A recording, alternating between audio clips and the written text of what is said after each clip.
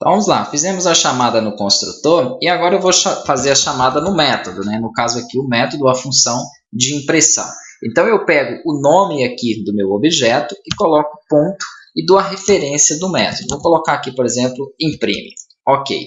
Como ele é uma função, eu posso aqui já de uma vez passar, né, as informações aqui dos parênteses. Eu não tenho necessidade de passar este valor, né, que foi definido ali no construtor. Eu já vou informar aqui o porquê que não precisa. Vamos dar um Ctrl S, vamos rodar ele aqui novamente, ó, um módulo, e vamos verificar a chamada aí, né, tanto do construtor, porque ele repetiu o código ali, né, eu tenho ele chamando novamente, e da minha função de impressão. Então, ele mostrou que o nome que eu dei a ele, no atributo nome, e a idade aqui no caso, né, no atributo idade, que faltou até um complemento aqui. Eu tenho tantos anos. Beleza, só faltou aqui essa informação da string.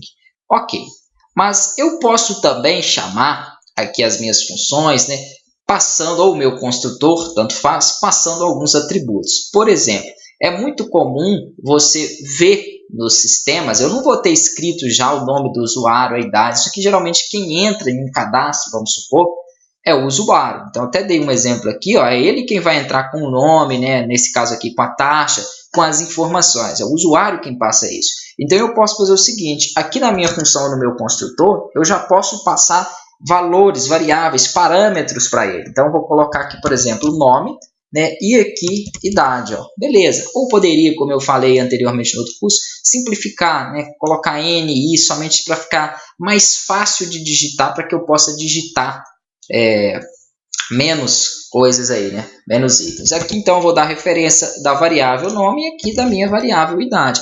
E quando eu for chamar isso, eu defino, ou seja, recuperando os valores de uma caixa input que o usuário tem entrado ou passando aqui os valores fixos dentro do construtor que está chamando. Então, aqui no meu objeto, aí sim, eu vou então precisar dar a relação ou informar aqueles valores, ou seja, qual seria o nome e qual seria a idade ali, né, a serem passadas.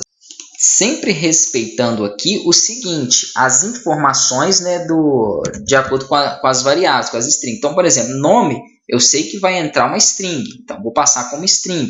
A idade vai entrar um valor, no caso aqui, inteiro, eu vou passar como inteiro. E aqui o objeto que vai chamar poderia ser qualquer um, não tinha colocado Pedro porque eu estava passando essa informação como Pedro, mas aqui eu poderia colocar qualquer outro nome aqui, vamos dizer assim, para poder chamar. Isso aqui eu posso alterar, né, ou colocar aqui o usuário, colocar o que eu quiser para definir ali. Vamos salvar, Ctrl S, e vou executar novamente aqui no RAM.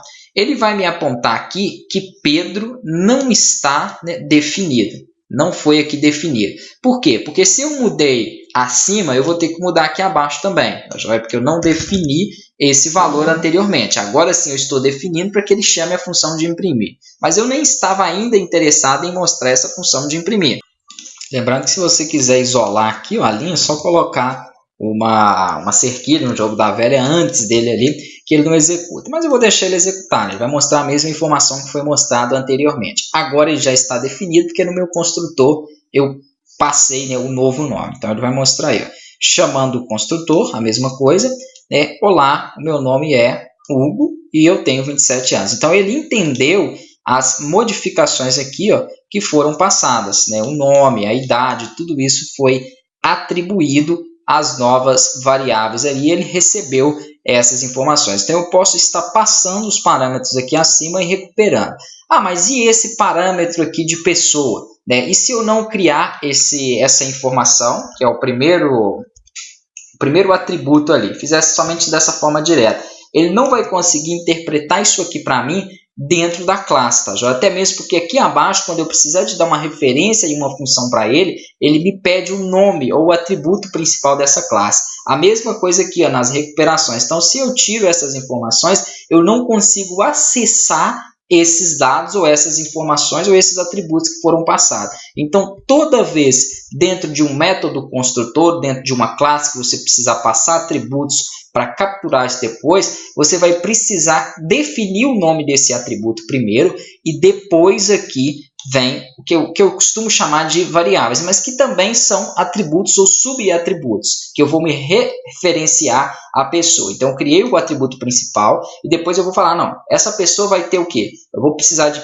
passar nome, idade, cor, etc. Então, tudo isso eu vou dar referência a esse primeiro que eu criei e vou chamando. E aí, em todo o meu projeto, quando eu precisar dar referência a um desses atributos, eu tenho que chamar o atributo principal, que foi esse primeiro passado aqui. Nesse caso, é o atributo pessoa.